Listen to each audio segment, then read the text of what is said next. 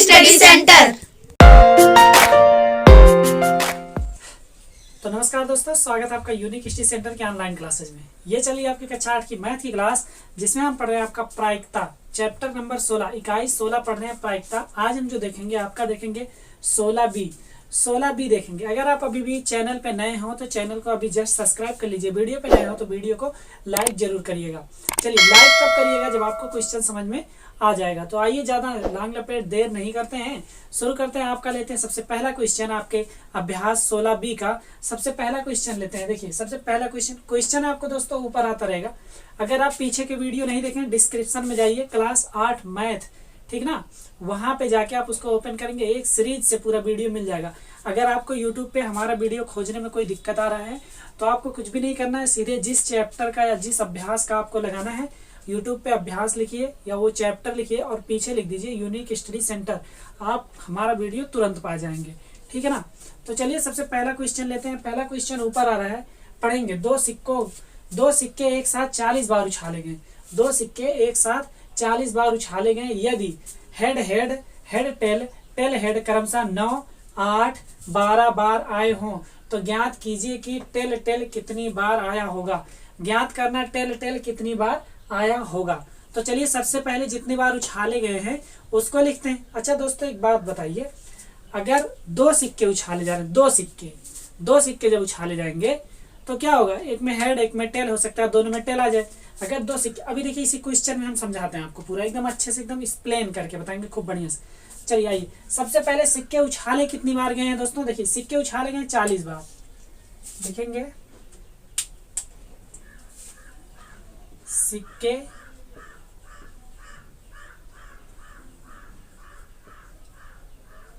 उछाले गए तो सिक्के कितनी बार उछाले गए हैं? 40 बार उछाले गए हैं। कितनी बार? 40 बार। 40 बार। अब देखिए, अगर दो सिक्के हैं 40 बार उछाले गए हैं तो अभी हम सिक्के का बताते हैं क्या क्या आ सकता है। यहाँ देखिए, एक हेड होता है और एक होता है टेल। क्या होता है? हेड होता है, एक टेल होता है। अगर इनको 40 बार उछाला गया तो पहले ये बताइए सिक्के आ कितनी बार सकते हैं? मतलब अगर दो हैं तो कितनी बार?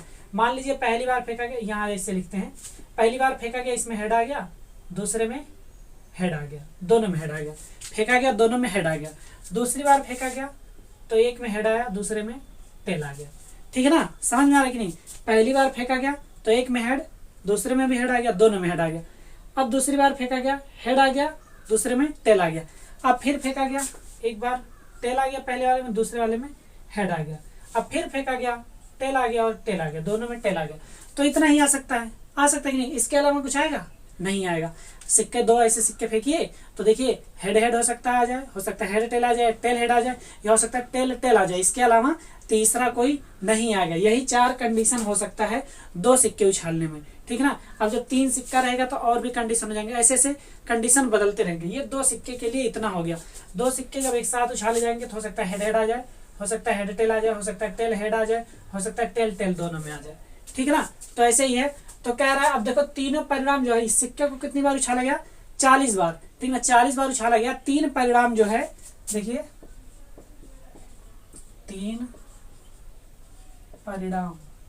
3 परिणाम कौन कौन से दिए गए हैं क्वेश्चन में देखेंगे आप लोग। तो दिया गया है 3 परिणाम जो है, हेड हेड, फिर है दोस्तों हेड टेल, और फिर क्या है? Tail head. ये तीनों परिणाम, हेड हेड, हेड टेल और tail head. Head head, head tail और टेल हेड इतनी बार आया। पूछा ये टेल टेल कितनी बार आया होगा? टेल टेल कितनी बार? 3 परिणाम इतने कितनी बार आए हैं, इनको जोड़ते हैं। 3 परिणाम, हेड हेड, हेड टेल तथा टेल हेड के उछाले गए सिक्के, के उछाले गए सिक्के मतलब इतनी बार उछाले गए हैं, ठीक ना। तो कितना आया है देखते हैं। देखिए, पहले जो दिया गया उसमें क्वेश्चन में पहले 9 आया है, फिर 8, फिर 12। तो मतलब पहला 9, फिर 8, फिर 12, इनको क्या करेंगे? जोड़ लेंगे। देखिए दोस्तों, क्या है, ये हेड हेड जो है 9 बार आया है, हेड टेल 8 बार आया है, टेल हेड 12 बार आया है। केवल एक चीज टेल टेल नहीं आया और वही टेल टेल पूछा है। तो इनका योग कितना हो जाएगा? 12 8 20, 20 9 29, ये हो जाएगा 29 बार। अब दोस्तों एक बात बताइए, जब 29 बार ये तीनों मिला के आ गए 29 बार, तो ये कितनी बार आएगा? टोटल उछाला गया 40 बार। लिखेंगे टेल टेल के लिए उछालों की संख्या बराबर, टेल टेल के लिए उछालों की संख्या बराबर कितना हो जाएगा? कुल जितनी बार फेंका गया 40 बार माइनस 29। अब इसको घटाएंगे, 10 में से 9 गया 1, 3 में से 2 गया 1, 11 बार। तो आंसर क्या आ गया दोस्तों? 11 बार। अब इसको समझिए एक बार, 2 सिक्के हैं, 2 सिक्के केवल इतनी बार ही आ सकते हैं, इतना इतना ही आ सकता है अगर एक साथ उछाला जाएगा तो कह रहा है अगर कुल सिक्के 40 बार उछालेंगे, और बता दिया हेड हेड 9 बार आया, हेड टेल 8 बार आया, टेल हेड 12 बार आया, तो टेल टेल नहीं दिया गया है, तो जितना बचा है वही तो टेल टेल आएगा ना। तो देखिए ये सबको जो है जोड़ने पर 29 बार, ठीक है ना, तो 40 बार उछाला गया, 40 में से 29 को घटा लिए 11 बार आ गया, मतलब 11 बार आपका क्या आएगा? टेल टेल आएगा। यही आपका आंसर है, टेल टेल कितनी बार? 11 बार आ गया। ये हो गया आपका क्वेश्चन नंबर 1।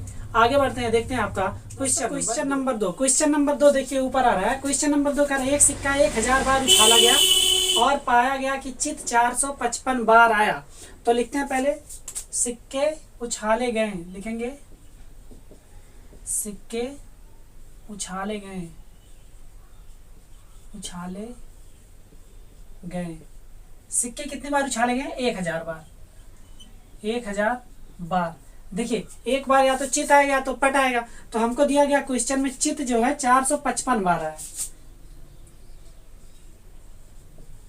चित आने की संख्या की संख्या 455 बार क्या है दोस्तों? चित आया। क्वेश्चन एक बार फिर से पढ़ते हैं। कह रहा है एक सिक्का 1000 बार उछाला गया और पाया गया कि चित जो है 455 बार आया। ज्ञात कीजिए कि पट आने का प्रतिशत कितना है। पट आने का प्रतिशत, सबसे पहले ये चीज ध्यान दीजिए, चित जो आया वो 455 बार आया, तो पट कितनी बार आएगा? लिखेंगे पट आने की संख्या की संख्या बराबर, पट कितनी बार आया? जब चित 455 बार आया तो पट कितनी बार आएगा? या तो चित या तो पट या तो शीर्ष या तो पुंज, ठीक है ना। तो शीर्ष जो है 455 बार आया, तो पुंज कितनी बार आएगा? ये जितनी बार सिक्का उछाला गया उसमें से इसको घटा देंगे, तो घटाएंगे, लिखेंगे 1000 माइनस 455।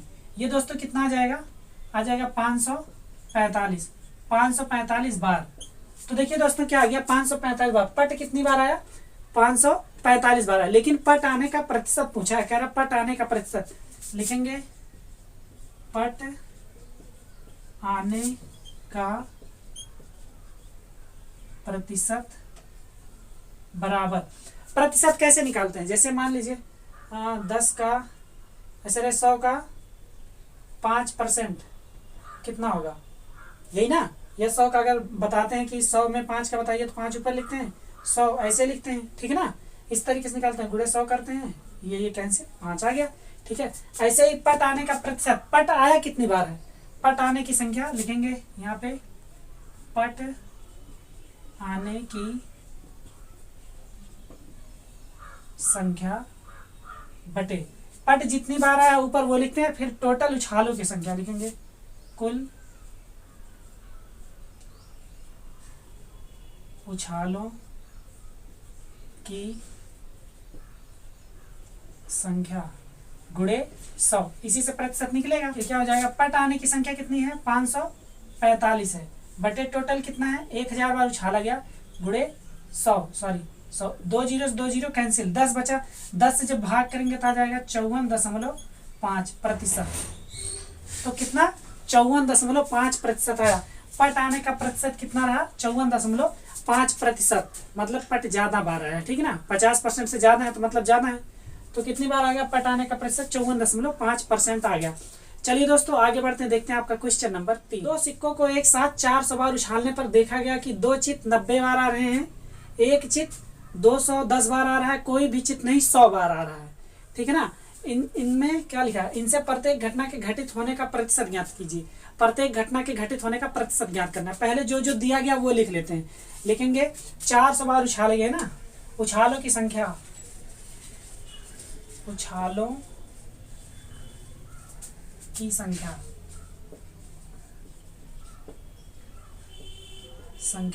बराबर कितनी बार, 400 बार। 400 बार दोस्तों क्या हुए, उछाले गए। अब देखिए क्या कितनी बार आया है, 2 चित 90 बार आया है। 2 चित कितनी बार आया है, 90 बार। 2 चित कितनी बार आ गया, 90 बार। उसके बाद 1 चित 210 बार। 1 चित कितनी बार, 210 बार। 210 बार क्या आया, 1 चित आया। उसके बाद कोई भी चित नहीं, कोई भी चित नहीं। अब एक बात बताइए, कोई भी चित नहीं कितनी बार आया है, 100 बार आया है, 100 बार। अब कह रहा प्रत्येक घटना घटित होने का प्रतिशत ज्ञात कीजिए। दोस्तों क्वेश्चन जो है, ये जो क्वेश्चन यहाँ ऊपर आ रहा है, यहाँ साइड में लैपटॉप में क्वेश्चन चल रहा है, तो यहाँ से क्वेश्चन को नोट करते हैं, इसको बाद में एडिट करके क्वेश्चन यहाँ पे लगाया जाता है, ठीक है ना।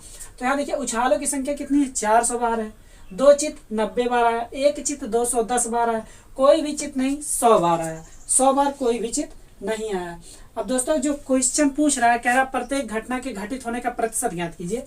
तो प्रतिशत होता क्या है, घटना के घटित होने का प्रतिशत क्या होता है, जो आया है लिखेंगे, जो 2 चित आने का, 2 चित आने की संख्या बटे कुल उछालों की संख्या। सबसे पहले जो निकालेंगे 2 चित आने का प्रतिशत, ठीक ना। लिखेंगे 2 चित आने का प्रतिशत। अब 2 चित आने का प्रतिशत कैसे निकलेगा, 2 चित आने की संख्या बटे कुल उछाल। लिखेंगे 2 चित आने की संख्या बटे कुल उछालों की संख्या गुणे 100। अब एक चीज ध्यान दीजिए दोस्तों, ऐसे ही सब में फार्मूला लगेगा। 2 चित है तो यहाँ 2 चित लिख देंगे, यहाँ देखिए 2 चित आ जाएगा। कुल उछाल तो दिए गए, 1 चित है तो यहाँ 1 चित हो जाएगा, यहाँ 1 चित आने की संख्या। कोई भी चित नहीं तो यहाँ कोई भी चित नहीं आ जाएगा, यहाँ कोई भी चित आने की संख्या। ऐसे ही सब हम निकाल देते हैं। तो चलिए देखिए 2 चित आने की संख्या कितनी है, 90 बार। 90 बार 2 चित आया। कुल उछाल कितने हैं, 400 बार। कुल उछालेंगे गुणे 100 कर लेते हैं। 2 जीरो से 2 जीरो कैंसिल, ठीक है ना। अब चलिए अब इसको काटते हैं, देखते हैं कितनी बार जाता है। 4 से काटेंगे, 4 दूना 8, 8 के बाद 1 यहाँ आ जाएगा, 4 दूना 8, ठीक है ना। ये समझ में आया। उसके बाद बचेगा 2, दशमलव लगाएंगे, 4 पंचे 20, तो कितना आ जाएगा 22.5%। 22.5% आ गया। 2 चित आने का प्रतिशत 22.5 आ गया, ठीक है ना। 2 चित आने का हो गया। अब 1 चित आने का, ये तो पहला हो गया, पहला हिसाब से देखेंगे, इसको हटा देते हैं। अब देखेंगे दूसरा मतलब इसी में दूसरा, ये पहला मान लेते हैं, ये दूसरा मान लेते हैं, और ये वाला तीसरा मान लेते हैं। को यही रहेगा, फार्मूला यही रहेगा, ठीक है ना। अब 1 चित आने का, 1 चित आने का प्रतिशत बराबर 1 चित कितनी बार आया, 210 बार। देखिए 210 बार आया तो लिखेंगे 210 बटे टोटल कितना है, 400 बार उछाला गया है, गुणे 100। यही तो है। 100 से ये कैंसिल, 4 आ गया। 4 से काटेंगे, 4 पंचे 20, 4 पंचे 20, 4 दूना 8, दशमलव लगाएंगे, 2 जीरो बढ़ जाएगा 2 के आगे, और 4 पंचे 20 हो जाएगा। तो हो जाएगा कितना, 52.5%। ये 52.5%। 1 चित आने का प्रतिशत कितना हो गया, 52.5% हो गया। दिख रहा है दोस्तों। चलिए तीसरा जो है, तीसरा कोई भी चित नहीं आने का प्रतिशत। यहां देखते हैं, कोई भी चित नहीं आने का प्रतिशत। कोई भी चित नहीं आने का प्रतिशत। अब देखिए चित जो कोई भी नहीं आएगा उसमें यहां नीचे लिखते हैं, देखिए कितना, 100 बार कोई भी नहीं आया तो लिखेंगे ऊपर 100 लिखेंगे, बटे नीचे कितना 400 लिखेंगे, गुणे कितना 100 लिखेंगे। अब दोस्तों देखिए 100 से इसको काटेंगे 4 आ जाए, 4 से काटेंगे तो 25 चौक का 100 होता है, तो कितना आ जाएगा 25%। ये क्या आ गया 25%। सबका प्रतिशत निकल गया। ये हो गया 2 चिताने का प्रतिशत कितना आया था 22.5। एक चित आने का प्रतिशत कितना आया था 52.5 आया था। और कोई भी चित नहीं आने का प्रतिशत 25% आया था। ये आपका क्वेश्चन नंबर 3 भी समाप्त हुआ। आगे बढ़ते हैं, देखते हैं आपका क्वेश्चन नंबर 4। देखिए क्वेश्चन नंबर 4 जो कह रहा है, पढ़ेंगे इसको। एक पासे को 1000 बार फेंकने पर प्राप्त परिणाम 1 2 3 4 5 6 1 2 3 4 5 6 बारंबारताएं निम्नांकित सारणी में दी हुई है। ये जो सारणी है इसमें 1 2 3 4 5 6 पासे में 6 फलक और 6 तक की गिनती होती है, ठीक है ना। तो 6 ये कितनी बार आए ये दिया गया है, ठीक ना। और टोटल कितनी बार उछाला गया है, जो पासा है वो 1000 बार फेंका गया है। लिखेंगे तो सबसे पहले क्या लिखेंगे, फेंके पासों की संख्या, या पासों की फेंका गया है ना, फेंके पासों की कुल संख्या।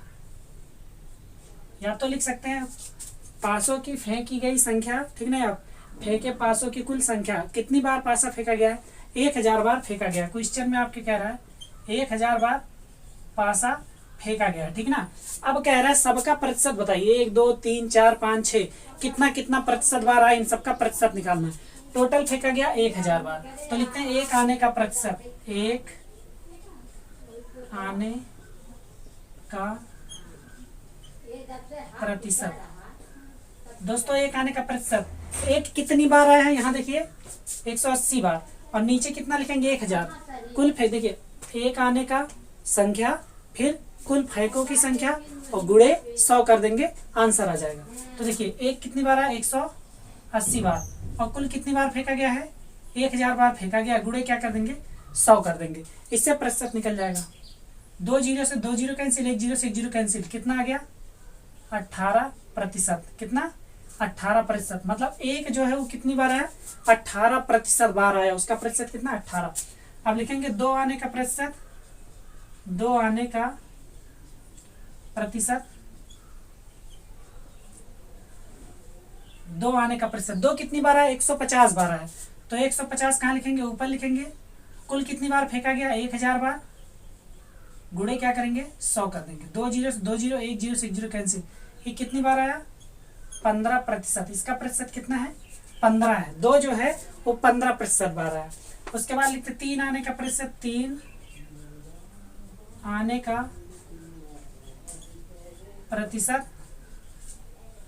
दोस्तों 3 कितनी बार आया है 160 बार आया है, तो लिखते हैं 160 बटे कुल कितनी बार 1000 बार, गुणे 100। 2 जीरो से 2 जीरो, 1 जीरो से 1 जीरो, मतलब ये कितनी बार आया 16%। 3 आने का जो प्रतिशत वो कितना है 16% है, ठीक है दोस्तों। चलिए आगे देखते 4 आने का प्रतिशत, 4 आने का प्रतिशत। 4 कितनी बार आया दोस्तों 140 बार, तो 140 ऊपर लिखेंगे 140 बटे 1000 गुणे 100 लिखेंगे। 2 जीरो से 2 जीरो और 1 जीरो से 1 जीरो कैंसिल, कितना आ गया ये 14%। मतलब 4 कितनी बार आया है 14% बार आया है, दिख रहा है दोस्तों। ठीक, अभी फिर 5 कितनी बार लिखेंगे, 5 आने का प्रतिशत, 5 आने का प्रतिशत। 5 आने का प्रतिशत कितना है दोस्तों, 5 कितनी बार आया देखेंगे 180 बार आया है, तो लिखेंगे 180 बटे 1000 गुणे 100। 2 जीरो से 2 जीरो और 1 से 1 कैंसिल, कितना आ गया 18%। दोस्तों समझ में आ रहा है कि नहीं, बोलिए समझ में आ रहा ना। रुकिए थोड़ा इंक डाउन हो गया है, इंक डाल दें इसमें। जितना भी दिया गया सब देखिए, जितनी बार जो आया उसको ऊपर लिखेंगे और टोटल फेंक जो पासों को फेंकेंगे उसको नीचे लिखेंगे और गुणे 100 कर देंगे, तो इससे क्या होगा हमारा प्रतिशत निकल जाएगा। देखिए सब में वही कर रहे हैं, ठीक ना। आपको भी एकदम ऐसे ही करना है, थोड़ा सा भी बदलाव नहीं करना है। ऐसे क्वेश्चन करेंगे तो पूरा का पूरा नंबर आपको आपके पेपर में मिल जाएगा, ठीक है ना। आगे की कक्षाओं में इसका बहुत रोल है, 9th में आपको ये सब चीजें मिलेंगी, ठीक है ना। तो उससे घबराइएगा नहीं, 9th में बहुत आसान है, वो भी बता देंगे आगे। वीडियो देखते रहिए आप लोग, सब मिलेगा। चलिए अब यहाँ से ये हटाते हैं। अभी क्या बचा, अभी 6 आने का प्रतिशत निकालना। तो 6 आने का प्रतिशत इधर लिखेंगे, ठीक है ना। लिखेंगे 6 आने का प्रतिशत। अब 6 दोस्तों कितनी बार है, 190 बार। तो लिखेंगे 190 बटे 1000 गुणे 100। 2 जीरो से 2 जीरो कैंसिल, 1 से कैंसिल, कितना आ गया 19%। तो देखिए सब का प्रतिशत हमने क्या किया, निकाल दिया। 1 से लेके पूरा 1 2 3 4 5 6 और सबका देखेंगे 18%, 15%, 16, 14, 18, मतलब 1 और 5 बराबर बार आए हैं। देखिए 1 180 बार और 5 भी 180 बार, इसलिए इनका प्रतिशत भी बराबर 18 है, ठीक है ना दोस्तों। ये आपका क्वेश्चन नंबर 4 समाप्त हुआ। आगे बढ़ते हैं, देखते हैं आपका क्वेश्चन नंबर 5। जो क्वेश्चन आ गया ऐसे आप इसका स्क्रीनशॉट ले लीजिए। स्क्रीनशॉट लेके आप इसको ऐसे ही हल करेंगे, आपको पूरा का पूरा नंबर मिलेगा। चलिए देखते हैं नेक्स्ट क्वेश्चन। अगला क्वेश्चन है क्वेश्चन नंबर 5। क्वेश्चन नंबर 5 ऊपर आ रहा है, देखेंगे उसको। दो पासे एक साथ फेंके जाते हैं और पासों पर ऊपर आने वाले अंकों का योगफल लिया जाता है। निम्नांकित घटनाओं को समुच्चय के रूप में लिखिए। देखिए 2 पासे एक साथ फेंके जाते हैं, उनके ऊपर जो आता है जो अंक, उनका योगफल लिया जाता है। उनका जो निम्नलिखित ये दिए गए हैं, इनको समुच्चय के रूप में लिखना है। तो सबसे पहले ये जानेंगे पासा, अगर 2 पासा फेंका जाएगा तो क्या क्या आ सकता है, ठीक है ना। ऊपर क्या क्या आ सकता है, मान लेते हैं एक पासा ये है और एक पासा ये है, दोनों पासे हैं। इसका पासा नंबर 1 और ये पासा नंबर 2। देखेंगे दोस्तों कितने तक आ सकते हैं, 2 3 4 5 5 6 अंक तक आ सकता है। इधर भी 1 2 3 4 5 6 ही अंक तक तो आएगा, क्योंकि पासे में केवल 6 अंक तक होते हैं। ये मान लेते हैं 1 आ गया, 2 आ गया, 3 आ गया, 4 आ गया, 5 आ गया, 6 आ गया। अच्छा शून्य नहीं आ सकता। एक बार हम पढ़ा रहे थे ना, तो कोई लड़का बोला सर अगर 6 2 बार आ गया तो हम बोले हाँ ठीक है, 6 2 बार आ सकता है, पूरा 6 आ सकता है हर बार। कह रहा हम जब खेलते हैं तो हमारा सर हमेशा 6 ही आता है। तो हम कहे ठीक है, कभी कभी खेलोगे तो हो सकता है 0 भी आ जाए। कहता सर 0 तो आएगा नहीं, या तो 1 आएगा। तो हाँ 1 से लेके 6 तक का ही आएगा, ना तो 0 आएगा ना ही 6 के ऊपर 7 जाएगा। कभी भी आप पासा फेंकेंगे, 6 ही फलक होते हैं, तो 6 फलक में से कोई ना कोई एक आएगा। तो यहाँ पे हमने इसको लिख दिया कि 2 पासे फेंके जा रहे हैं।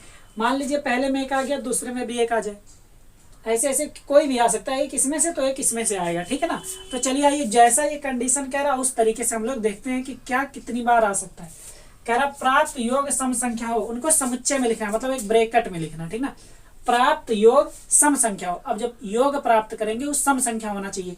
तो मान लीजिए पहले वाले पासे में 1 आए, तो पहले वाले पासे में 1, तो दूसरे में कितना आना चाहिए 1, क्योंकि दोनों को मिला के क्या हो गया, सम संख्या हो गया। अब पहले वाले में अगर 1 आए तो दूसरे में 2 तो नहीं आएगा, 2 आएगा तो उनको जोड़ेंगे तो 3 हो जाएगा। हमको सम चाहिए, तो अगर पहले वाले में 1 आएगा तो दूसरे वाले में कितना आना चाहिए, 3 आना चाहिए। कितना, 3। तो यहाँ 3 लिखेंगे।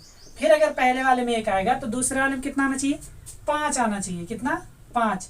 फिर पहले वाले में अगर 1 आएगा, दूसरे में 6 आएगा तो विषम हो जाएगा, तो अब 1 नहीं आएगा। अब क्या करेंगे, अब लेके आएंगे 2, ठीक है ना। यहाँ तक का 1 हो गया। अब लेके आएंगे पहले वाले में अगर 2 आए, पहले वाले में अगर 2 आए, ठीक है ना। हाँ ठीक, पहले वाले में अगर 2 आएगा, अभी 1 आया था तो इसमें से छाटा गया। अब पहले वाले में अगर 2 आ रहा है तो 1 नहीं आएगा, 2 आएगा, फिर 2 आएगा, क्योंकि सम लेके आना है 2। फिर अगर 2 आएगा तो दूसरे वाले में, अगर पहले में 2 तो दूसरे वाले में कितना आएगा, 4 आएगा, 4।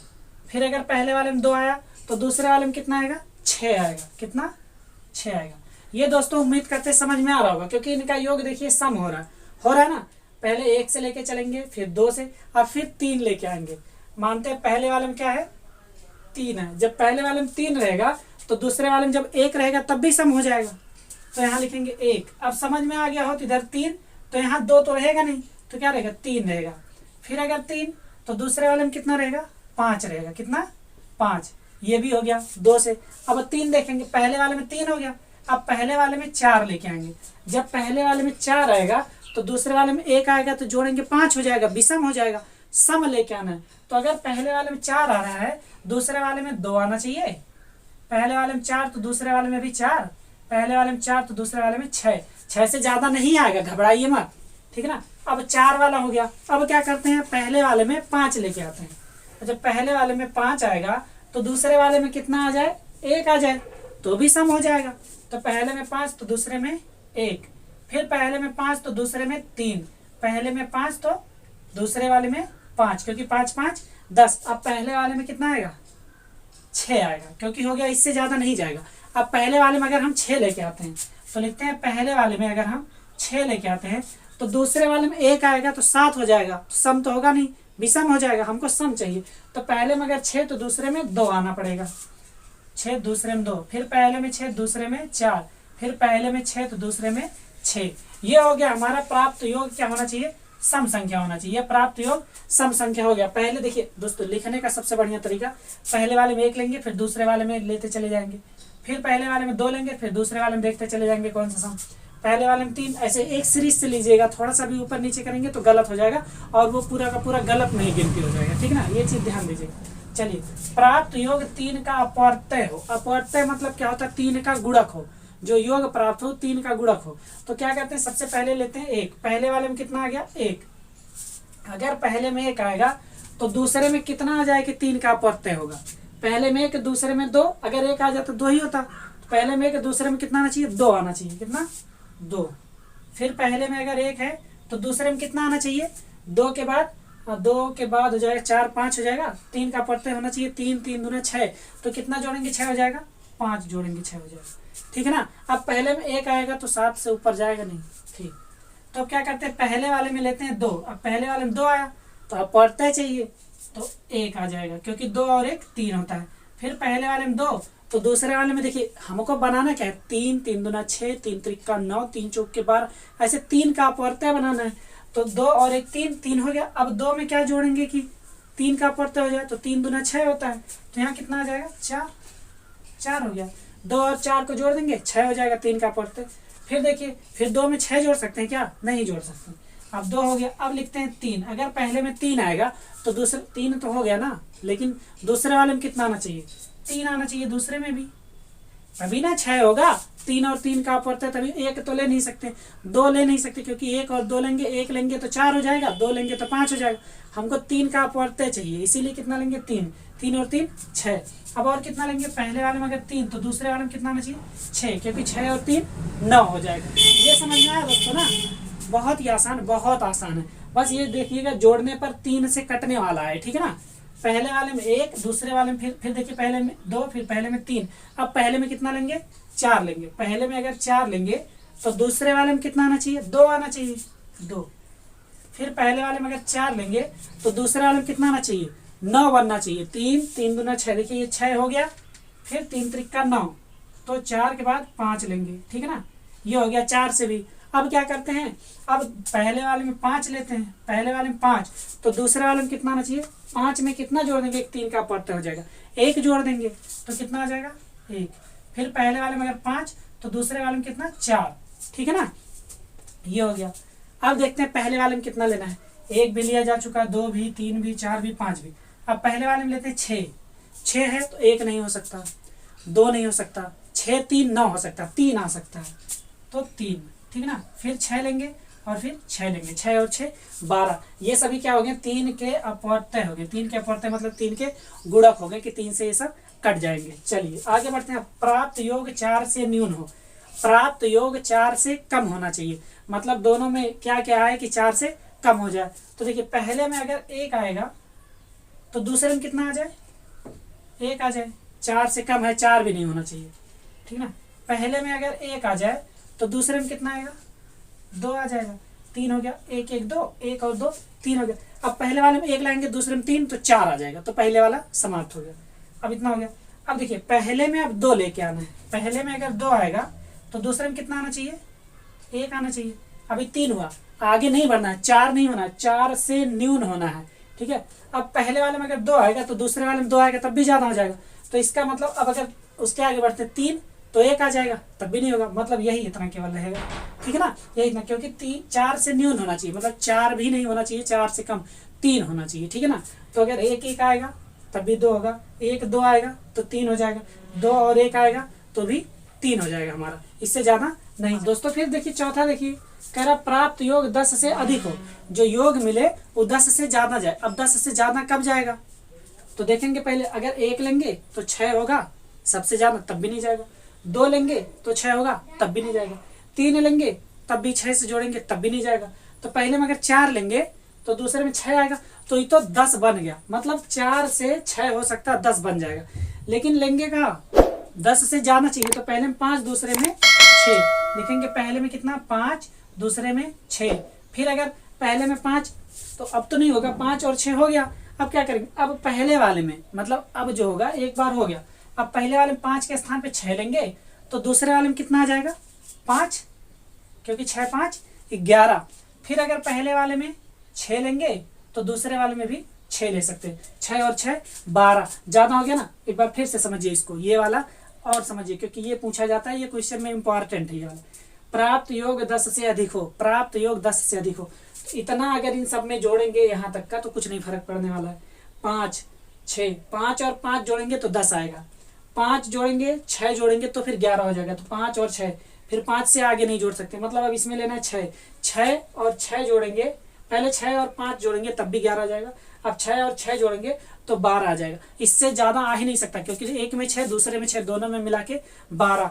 तो ये आपका क्वेश्चन नंबर 5 समाप्त हुआ। उम्मीद करते हैं क्वेश्चन का पूरा एक एक हिस्सा समझ में आया होगा। अगर समझ में आया कमेंट करके बताइए, हाँ समझ में, नहीं समझ में तब भी कमेंट करिए, इसको अलग से हम दूसरा वीडियो बना के फिर से समझा देंगे आप लोगों को, ठीक है ना। तो चलिए दोस्तों आगे बढ़ते हैं, देखते हैं आपका क्वेश्चन नंबर 6। तो दोस्तों देखते हैं क्वेश्चन नंबर 6। क्वेश्चन नंबर 6 क्या कह रहा है, कह रहा 3 सिक्के एक साथ उछाले जाते हैं, निम्नांकित घटनाओं को समुच्चय के रूप में लिखिए। 3 सिक्के एक साथ उछाले जाते हैं। सिक्के के लिए दोस्तों एक हेड होता है, एक टेल होता है। हेड को शीर्ष बोलते हैं, उसी को चित बोलते हैं। टेल को पूंछ बोलते हैं, उसी को पट बोलते हैं। तो 3 सिक्के जब एक साथ उछाले जाएंगे तो तीनों पे कुछ ना कुछ आएगा, आएगा कि नहीं आएगा ना। तो देखिए अब जब आएगा, कोई चित प्रकट नहीं होता है, कोई भी चित प्रकट नहीं होता। अगर कोई चित नहीं आएगा, मतलब चित एक भी नहीं आता, तो क्या आ जाएगा, सब टेल टेल टेल। कोई चित प्रकट नहीं होता तो सब क्या है, टेल टेल टेल ही है। केवल एक चित प्रकट होता है, केवल एक चित आता है। जब केवल एक चित आएगा तो पहला मान लेते हैं, जो केवल एक चित आएगा, चित मतलब हेड आएगा, केवल एक हेड आएगा, तो मान लेते हैं पहला हेड है, फिर टेल है, फिर टेल है, ठीक है ना। फिर अब क्या करते हैं, पहला टेल, दूसरा हेड, फिर टेल, ऐसा हो गया। इसी को आगे बढ़ाते रहेंगे, फिर क्या हो जाएगा, टेल हो जाएगा, टेल हो जाएगा, फिर क्या हो जाएगा, हेड हो जाएगा। ये आपका हो गया, केवल एक क्या हो गया, हेड आ गया, केवल एक हेड आ गया, ठीक है ना। दोस्तों ये चीज समझ में आया कि नहीं। अब क्या कह रहा है, कम से कम 2 चित प्रकट होते हैं, कम से कम 2 चित आने चाहिए। 2 चित का मतलब कि 2 हेड जरूर आए। जब 2 हेड आएंगे तो सबसे पहले क्या कर लेते हैं, 2 हेड ही लेके चले आते हैं, हेड हेड, ठीक ना। उसके टेल, ये तीनों फेंका जा रहा, पहला दूसरा तीसरा, तीनों फेंका गया, दोनों पे हेड आ गया, तीसरे पे टेल आ गया। अब क्या करते हैं, इसी को थोड़ा सा और आगे बढ़ाते हैं। अब करेंगे हेड टेल हेड, ठीक है ना। अब पहले पे हेड आ गया, दूसरे पे टेल, फिर तीसरे पे क्या आ गया, हेड आ गया। अब क्या करेंगे, अब और आगे बढ़ाएंगे, तो पहला टेल आ गया, दूसरे पे हेड, तीसरे पे भी हेड आ गया। अब इससे ज्यादा नहीं आएगा। देखिए पहला टेल, दूसरा हेड, हेड आ गया, ठीक है ना दोस्तों। तो ऐसे आ सकता है कि पहले हेड हेड आ गया, फिर टेल, फिर हेड टेल हेड, फिर टेल हेड हेड, ऐसे ही आ सकता है। इसके अलावा नहीं आ सकता। मतलब कम से कम 2 चित प्रकट होते हैं।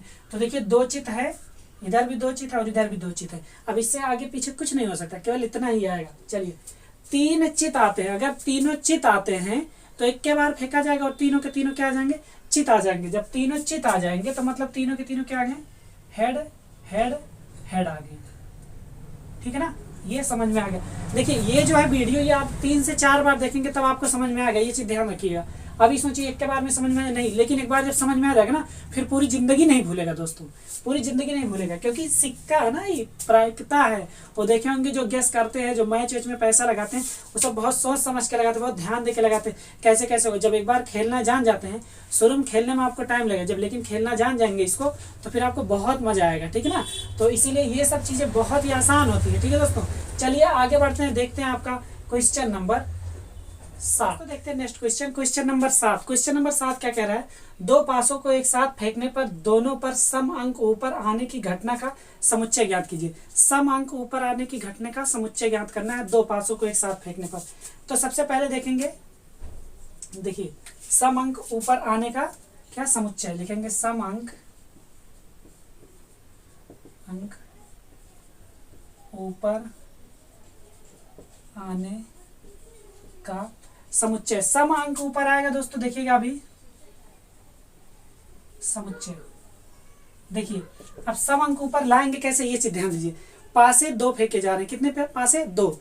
अभी हमने आपको बताया था एक पासा ये मान लीजिए, एक पासा ये मान लीजिए। अब यहां से जो निकलेगा 1 2 3 4 5 6, तो यहाँ 1 2 3 4 5 6 ये पहला पासा है, और ये दूसरा वाला है। यहाँ पे 1 2 3 4 5 6, 1 2 3 4 5 6। देखिए दोस्तों दो पासा है, कह रहा है सम अंक ऊपर आने का समुच्चय। सम अंक ऊपर आने का समुच्चय क्या होगा, पहले में भी सम आना चाहिए, दूसरे में भी सम आना चाहिए, फिर पहले में सम आना चाहिए, दूसरे में भी सम। तो समुच्चय बनाते हैं। सबसे पहले क्या लेके आते हैं, 2। जब 2 आएगा तो पहले में सम ये है तो 2 यहाँ पे भी आएगा, कितना 2 आएगा। फिर जब पहले 2 आएगा तो दूसरे वाले में कितना आ जाएगा, 4 आ जाएगा, सम आना चाहिए। फिर 2 आएगा दूसरे वाले में 6 आ जाएगा। ये समझ में आया। चलिए अब पहले वाले में क्या लेके आते हैं, 2 आया था अभी तक, अब लेके आएंगे 4। तो दूसरे वाले में 2 आना चाहिए। फिर 4 लाएंगे दूसरे वाले में 4 आना चाहिए। फिर 4 लाएंगे दूसरे वाले में 6 आना चाहिए। देखिए सम है कि नहीं, समुच्चय है ना, दोनों पे सम आ रहा है। अब कितना लाएंगे, 6 लाएंगे तो दूसरे पे 2 हो जाएगा। अब कितना लाएंगे, फिर 6 लाएंगे दूसरे पे 4 हो जाएगा। फिर 6 लेके आएंगे दूसरे पे 6 हो जाएगा। ये आ गया सभी, क्या करने हैं, ये पूरा का पूरा आ गया। देखिए सम अंक ऊपर आने का समुच्चय हो गया कि ये देखिए सभी सम अंक ऊपर आए हैं। तो ये आपका क्वेश्चन नंबर 7 समाप्त हुआ। आगे बढ़ते हैं, देखते हैं आपका क्वेश्चन नंबर 8। ध्यान दीजिएगा सभी सम अंक ही ऊपर आने चाहिए, ठीक है ना। चलिए देखते हैं क्वेश्चन नंबर। दोस्तों क्वेश्चन नंबर 8, क्वेश्चन नंबर 8 कह रहा दो पासों को एक साथ फेंकने पर दोनों पर विषम अंकों के ऊपर आने की घटना का समुच्चय लिखिए। तो देखिए अब की बार क्या है, विषम अंक ऊपर आने का समुच्चय लिखना है। अब इससे पहले क्या था, सम अंक, अब की बार विषम अंक। तो मान लेते पहले पे अगर 1 आ जाए, पहले पे 1 तो दूसरे पे भी कितना आना चाहिए, 1, क्योंकि दोनों क्या है, विषम है, तो दूसरे पर भी 1। अब अगर पहले पर 1 तो दूसरे पे 3, पहले पर 1 तो दूसरे पर 5, पहले पर 1 तो दूसरे पर 7। नहीं होगा, 7 नहीं होता पासे में, ठीक है ना। चलिए अब पहले पर 2 नहीं लिख सकते क्योंकि 2 सम है, तो पहले पर क्या लिखेंगे, 3 लिखेंगे। पहले पर 3 तो दूसरे पर 1, फिर पहले पर 3 तो दूसरे पर 3, पहले पर 3 तो दूसरे पर 5, ठीक है ना, समझ में आया। चलिए अब पहले पर 3 हो गया, पहले पे 1 हुआ, 3 हुआ, अब 5 होगा, कितना 5। पहले 5 तो दूसरे पर 1, फिर पहले 5 तो दूसरे पर 3, फिर पहले पे 5 तो दूसरे पर 5। ये आपका हो गया विषम अंक ऊपर आने का समुच्चय हो गया। दो पासे जब फेंके जा रहे हैं तब उस पर विषम अंक आने का समुच्चय ये हो गया। चलिए आगे बढ़ते हैं, देखते हैं आपका क्वेश्चन नंबर, अगला क्वेश्चन नंबर आपका 9। क्वेश्चन नंबर 9 क्या कह रहा है, कह रहा दो पासों को एक साथ फेंकने पर दोनों अंकों का योग विषम संख्या आने का समुच्चय लिखिए। दोनों अंकों का योग विषम संख्या आने का समुच्चय लिखना, मतलब कि पहले पासे पर जो है और दूसरे पासे पर जो है दोनों को जब जोड़ दिया जाए तो क्या आ जाए, विषम संख्या आ जाए। तो चलिए आइए देखते हैं। सबसे पहले वाले पासे पर हम लोग 1 लेके आएंगे, कितना 1 लेके आएंगे, तो दूसरे पर 1 आएगा तो सम हो जाएगा, 2 आएगा तो विषम हो जाएगा, तो दूसरे कितना आएगा 2। अब फिर पहले वाले पे 1 तो दूसरे वाले कितना आना चाहिए, 4 आना चाहिए। फिर पहले वाले पे 1 तो दूसरे वाले पे 6 आना चाहिए। समझ में आया कि नहीं, 1 आएगा तो 2, क्योंकि इनका योग कितना विषम आना चाहिए। देखिए योग जो है विषम संख्या, तो 1 आया तो दूसरे पे 2 आ गया, पहले पे 1 दूसरे पे 4, पहले पे 1 तो दूसरे पर 6। अब क्या करते हैं, दूसरा पहले पे 2 लेते हैं। जब पहले 2 रहेगा तो दूसरे पे कितना रहेगा, 1 रहेगा। फिर पहले पर 2 तो दूसरे पे कितना रहेगा, 2 तो हो नहीं सकता, नहीं तो 4 हो जाएगा, तो 3 हो जाएगा। फिर पहले पर अगर 2 रहेगा तो दूसरे पे कितना रहेगा, 5 रहना चाहिए, कितना 5। तो ये हो गया, क्योंकि इनको जोड़ेंगे 5 2 7, ये क्या आ गया, विषम आ गया। अब क्या करते हैं, पहले वाले पे 3 लेते हैं, कितना 3। जब पहले पे 3 आएगा तो दूसरे पे 1 लाएंगे तो सम हो जाएगा। 1 नहीं लाना है, कितना लाना है, 2 लाना है। अब फिर पहले वाले जब 3 आएगा दूसरे वाले पे कितना आना चाहिए, 4 आना चाहिए। फिर अगर पहले वाले पे 3 आएगा दूसरे वाले पे कितना आना चाहिए, 6 आना चाहिए, क्योंकि 6 3 9 होता है, ठीक है ना। और याद रहे, हमेशा दिमाग में ये रहे कि विषम संख्या आना चाहिए उनका योग। अब पहले वाले पे अगर 4 लेके आते हैं, दूसरे वाले पे कितना लाएंगे 1, फिर पहले पे 4 तो दूसरे पे कितना लेके आएंगे 3 लाएंगे, फिर पहले पे 4 तो दूसरे पर 5, क्योंकि 5 4 9 होता है। अब पहले वाले पे ये 6 तो लिख नहीं सकते, क्योंकि 6 4 10 हो जाएगा, सम हो जाएगा। फिर करते हैं अगले वाले पे, पहले पे क्या 5 तो दूसरे पे कितना होना चाहिए 5 है, तो 1 आएगा 6 हो जाएगा, तो सम हो जाएगा। विषम लेके आना है तो कितना होना चाहिए 2, फिर पहले पे अगर 5 तो दूसरे पे 4, पहले पे 5 तो दूसरे पर 6। ये समझ में आया। चलिए अभी एक और, पहले पे कितना लेके आएंगे 6, जब पहले 6 लेके आएंगे दूसरे पे कितना आना चाहिए 1 आना चाहिए, कितना दोस्तों 1 आना चाहिए। फिर अगर पहले पर 6 तो दूसरे पे 2 तो नहीं आना चाहिए, 3 आना चाहिए। फिर पहले पे अगर 6 तो दूसरे पे 3 के बाद 2 5 आना चाहिए, क्योंकि 5 देखिए 6 5 11 होता है। ये हो गया दोस्तों, ये आपका हो गया अंकों का योग विषम संख्या आने का समुच्चय हो गया। क्वेश्चन नंबर 9 भी समाप्त हो गया। आगे बढ़ते हैं, देखते हैं आपका क्वेश्चन नंबर 10, 10वां क्वेश्चन। एक साथ फेंकने पर दोनों पर अंकों का योग अभाज्य संख्या होने का समुच्चय लिखिए। दोनों पर अंकों का योग अभाज्य संख्या होने का समुच्चय लिखना है। अंकों का योग अभाज्य संख्या, तो ये 2 पासे हैं, तो इनमें अंकों का योग कितना आना चाहिए अभाज्य संख्या। तो अभाज्य संख्या किसे कहते हैं, ऐसी संख्याएं जो केवल खुद से और 1 से विभाजित होती हैं, उन्हीं को अभाज्य संख्या कहते हैं। उन्हीं को प्राइम नंबर भी बोलते हैं, ठीक है ना, इंग्लिश में इसको प्राइम नंबर बोलते हैं। चलिए देखिए, पहले पर अगर 1 आ जाएगा तो दूसरे पर कितना आएगा 1, क्योंकि 1 और 1 2, 2 क्या है अभाज्य संख्या है। 2 सबसे छोटी सम अभाज्य संख्या है, याद कर लीजिए क्या है 2 सबसे छोटी सम अभाज्य संख्या है, मतलब सम होते हुए भी क्या है अभाज्य, ये चीज ध्यान दीजिएगा। अगर पहले पर 1 आएगा दूसरे पर 1 आएगा। अब फिर देखते हैं, पहले पर 1 आएगा तो दूसरे पर 2, क्योंकि ये भी अभाज्य है ना, 2 और 1 3 अभाज्य है।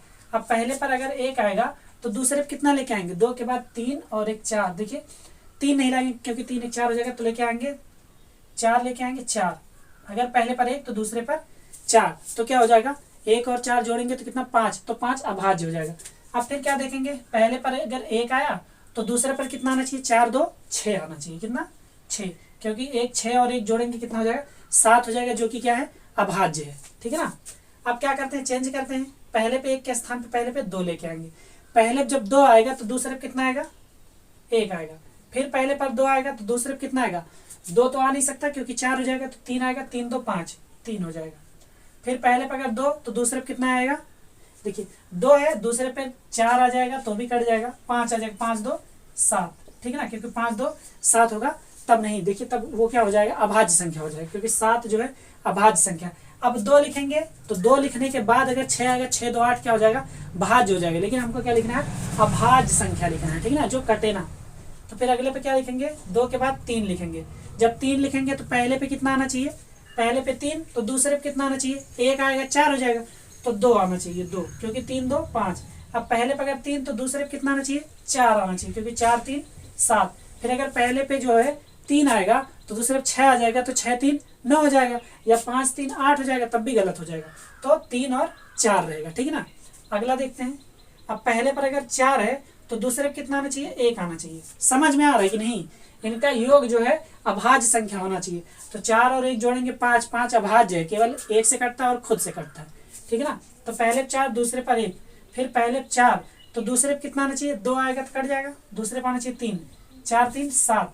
अब अगर पहले पे 4 तो दूसरे पे कितना आना चाहिए 4 3 7, देखिए 6 4 10 हो जाएगा, तब भी नहीं होगा। देखिए 4 अगर लिखेंगे तो यहाँ 3 के स्थान पे 4 लिखेंगे 8, तब भी कट जाएगा। फिर 4 लिखेंगे 3 के स्थान पे 5 लिखेंगे तो 5 4 9 हो जाएगा, तब भी कट जाएगा। फिर अगर यहाँ पे 4 तो वहाँ 6, तब भी कट जाएगा, तो इतना ही रहेगा। फिर अगले वाले पे अगर लेके आते हैं 5, पहले पे क्या रहेगा 5 तो दूसरे पे कितना आएगा 1 आएगा, तो 6 हो जाएगा, कट जाएगा, तो 1 ना आके कितना आएगा 2 आएगा, कितना दोस्तों 2 आएगा। 5 और 2 7, ये क्या है अभाज्य संख्या है। अब देखेंगे अगर पहले 5 आएगा तो दूसरे पे अगर 2 के बाद 3 आएगा 5 3 8, तब भी कट जाएगा। पहले पे अगर 5 तो दूसरे पे अगर 3 लिखेंगे तब भी कट जाएगा, 4 लिखेंगे 5 4 9, तब भी कट जाएगा, 5 लिखेंगे 5 5 10, तब भी कट जाएगा, 6 लिखेंगे 6 5 11, अब नहीं कटेगा, मतलब ये 6, ठीक है ना। 5 और 6 जोड़ेंगे 6 5 11, 11 नहीं कटता है। चलिए अगला क्या करते हैं, अगला बचता है 6। पहले पे अगर 6 तो दूसरे पे कितना आना चाहिए 1 आना चाहिए, क्योंकि 6 और 1 7 हो गया। अब क्या करेंगे, अगर पहले पे 6 तो दूसरे पे कितना आना चाहिए 2 आएगा, कट जाएगा, 3 आएगा तब भी कट जाएगा, 4 आएगा तो 6 4 10 तब भी कट जाएगा, 5 आएगा तो 6 5 11 नहीं कटेगा, तो ये 6 और 5 आ गया, 6 5 11।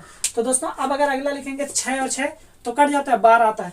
तो ये रहा हमारा ये समुच्चय जो है, दोनों अंकों का योग अभाज्य संख्या होने का समुच्चय ये हो गया। इतना उम्मीद करते हैं आपको सब समझ में आ रहा हो।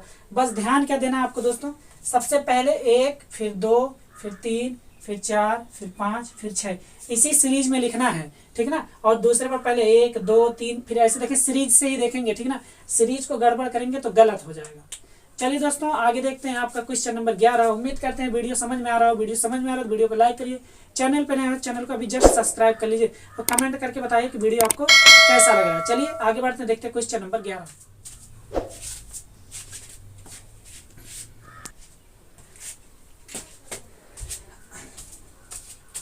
चलिए दोस्तों लास्ट क्वेश्चन देखते हैं, क्वेश्चन नंबर 11। कह रहा है एक लॉटरी में 1,100 इनाम है, 100 इनाम है, जबकि उसके कुल 10 लाख, देखिए इकाई, दहाई, सैकड़ा, हजार, 10,000, लाख, 1 लाख टिकट बिके हैं।